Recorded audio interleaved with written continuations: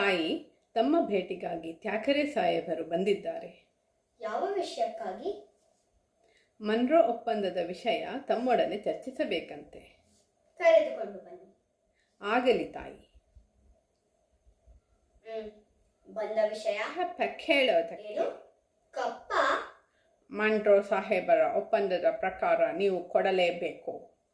ಕಬ್ಬು ತಿನ್ನುವುದಕ್ಕೆ ಬಿಟ್ಟ ತಪ್ಪಿಗೆ ಕೂಲಿಯನ್ನು ಬೇರೆ ಕೊಡಬೇಕೇನು? ಮೋಡ ಮಳೆ ಸುರಿಸುತ್ತದೆ, ಭೂಮಿ ಬೆಳೆ ಬೆಳೆಯುತ್ತದೆ, ನಿಮಗೇಕೆ ಕೊಡಬೇಕು ಕಪ್ಪ? ನೀವೇನು ನಮ್ಮವರೊಂದಿಗೆ ಉತ್ತೀರಾ, ಬಿತ್ತೀರಾ, ನೀರು ಹಾಯಿಸಿ ನಾಟಿ ನೆಟ್ತೀರಾ, ಹೊರೆ ಹೊತ್ತೀರಾ, ಇಲ್ಲ ದಣಿದವರಿಗೆ ಅಂಬಲಿ ಕಳಿಸಿಕೊಡ್ತೀರಾ? ನಿಮಗೇಕೆ ಕೊಡಬೇಕು ಕಪ್ಪ? ನೀವೇನು ಅಣ್ಣ ತಮ್ಮಂದಿರೇ, ನೆಂಟರೇ, ಇಷ್ಟರೇ, ದಾಯಾದಿಗಳೇ? ನಿಮಗೇಕೆ ಕೊಡಬೇಕು ಕಪ್ಪ? ಓಯ್ ಚೆನ್ನಮ್ಮ ರಾಣಿ, ನಡುಗಿ ಸಾಯಬೇಡ, ಕುಳಿತುಕೋ. ಇಂಥ ಕಷ್ಟದಲ್ಲೋ ಇಷ್ಟೊಂದು ದರ್ಪವೇ? ಕನ್ನಡಿಗರ ಹುಟ್ಟುಗುಣ.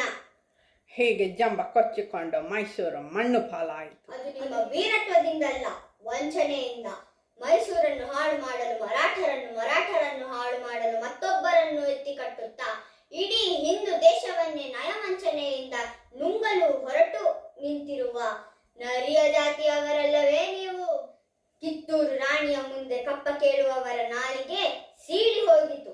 ಇನ್ಸಾಲ್ಟ್ ರಾಣಿ ಸಾಹೇಬ, ನೀವು ಕಂಪನಿ ಕಟ್ಟಳೆಯನ್ನು ಮೀರುತ್ತಿದ್ದೀರಾ. ನಿಮ್ಮ ಕಂಪನಿಯವರಿಗೆ ನಮ್ಮ ನಾಡಿನಲ್ಲಿ ಜಾಗದ ಭಿಕ್ಷೆ ಕೊಟ್ಟವರು ನಾವು. ಕಟ್ಟಳೆ ಮಾಡುವ ಅಧಿಕಾರ ನಮ್ಮದು. ಮನ್ರೋ ಒಪ್ಪಂದದ ಪ್ರಕಾರ ಕಿತ್ತೂರಿನ ಮೇಲೆ ನಮ್ಮ ಅಧಿಕಾರವಿದೆ. ಏನಂದೆ? ಕಿತ್ತೂರಿನ ಮೇಲೆ ನಿಮಗೆ ಅಧಿಕಾರವೇ? ಕಿತ್ತೂರು ನಿಮ್ಮಪ್ಪ ತಾತಂದಿರು ಗಳಿಸಿದ ಆಸ್ತಿ. ನಿಮ್ಮ ಹಾಗೆ ವಂಚನೆಯಿಂದ ಕೊರಳು ಕೊಯ್ಯುವ ಸ್ವಭಾವ ಕನ್ನಡಿಗರದಲ್ಲ. ಹೋಗು, ನಿನಗೆ ಜೀವದಾನ ಮಾಡಿದ್ದೇನೆ. ಚೆನ್ನಮ್ಮ, ನೀನು ಸಿಡಿಮದ್ದಿನ ಮೇಲೆ ಕುಳಿತು ಬೆಂಕಿ ಇಡುವ ಆಟ ಆಡುತ್ತಿದೀಯಾ?